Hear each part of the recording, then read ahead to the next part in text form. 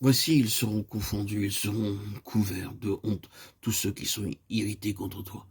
Ils seront réduits à rien, ils périront ceux qui disputent contre toi. Ésaïe 41, 11.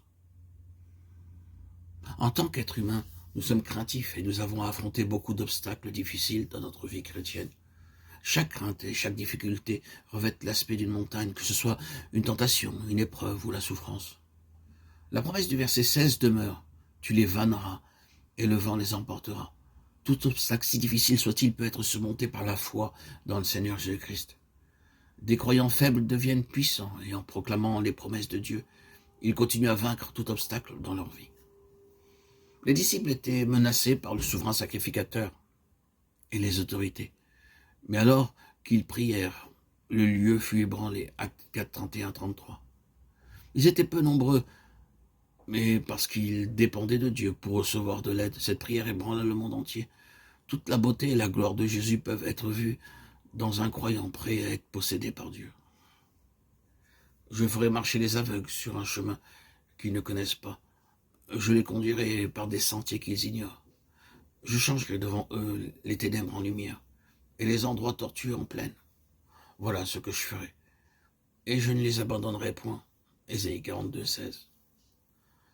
Les aveugles ne peuvent pas trouver leur chemin, mais ici le Seigneur dit à ceux qui sont spirituellement aveugles, je vous conduirai par un chemin que vous ne connaissez pas. Laissez-moi vous conduire et vous trouverez votre chemin.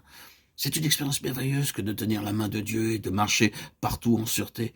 Il y a dans la vie beaucoup d'expériences dans lesquelles Dieu vous montre le chemin d'une manière merveilleuse. Il peut y avoir dans votre vie des situations difficiles dans lesquelles vous vous sentez embarrassé. Vous ne savez pas quelle décision prendre. Invoquez le Seigneur et dites, Seigneur, tu as promis de me conduire, de me montrer le chemin. Et soudain, vous verrez la lumière éclairer votre sentier. Saisissez-vous de lui par la simple foi.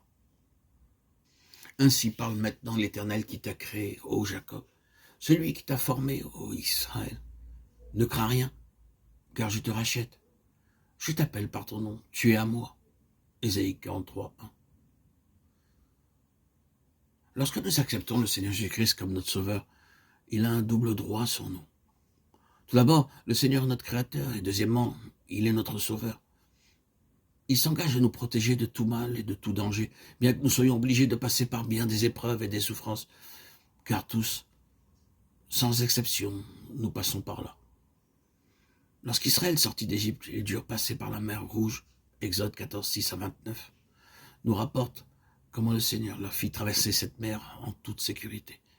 Vous verrez un jour l'ennemi englouti par la puissance de Dieu. Alors que des ennemis viendront contre nous pour nous séduire spirituellement, ils n'arriveront pas à nous faire du mal.